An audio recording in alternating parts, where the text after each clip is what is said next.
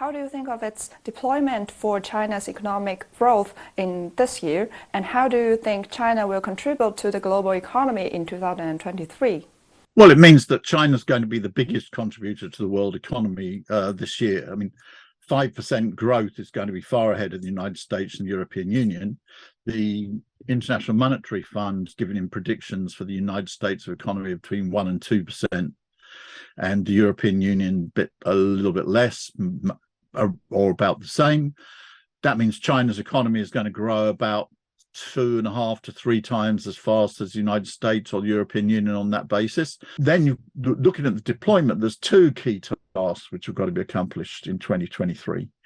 One is that the economy has got to speed up itself.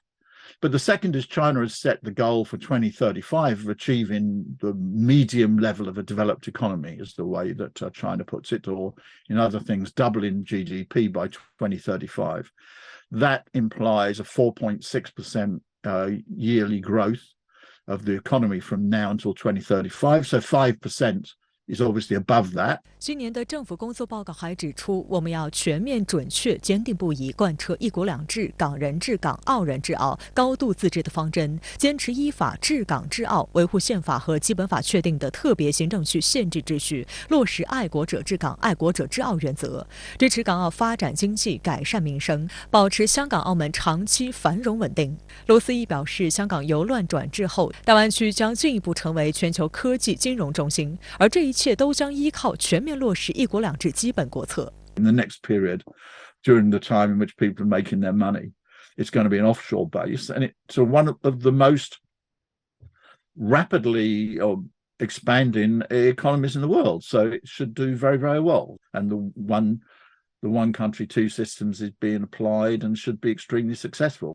对于中国的外交政策，罗斯也予以高度关注。他专程收看了7号的外长记者会，谈及中美关系，罗斯亦称，正是因为美国错误的对华认知，导致其放弃了和平竞争的模式，而走向了对华全面遏制和打压的路线。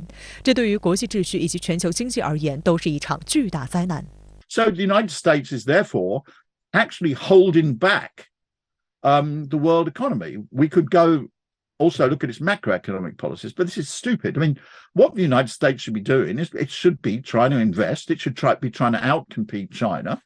And instead, as it can't outcompete China, it's trying to hold China back. But this has some short-term damage for China, but it has a major damage for the whole world economy. I think maybe the United States won't change its path. I think, unfortunately, it won't. I mean, I think that the problem is the world has become a dangerous place because the United States is losing in peaceful economic competition. Instead of doing what it should do, which is saying, okay, where are we going wrong? Why is China doing better than us? Why is the China economy growing more rapidly than us? How can we learn from China? Maybe. Instead of doing that, it's increasingly tempted to use military options. So I'm afraid I think that we're entering a rather dangerous decade due to US actions, and that China's perfectly correct to pay more attention, therefore, to the question of security. 罗斯亦认为，所谓中国破坏了以规则为基础的国际秩序，是一个非常愚蠢、荒诞的无端指责。相反，他认为美国才是国际秩序的破坏者。There are still some people claim that China poses great challenges to the international order. Why? Well, this is a sort of silly joke. If it wasn't said by powerful people, one would laugh at it. If you look at it more the institutional framework, it's more that the United States is trying to disrupt this. For example, by trying to sabotage the activities of the World Trade Organization for a period didn't appoint judges to the World Trade Organization to adjudicate disputes.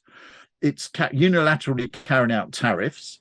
It's unilaterally opposing sanctions. All this is destabilized.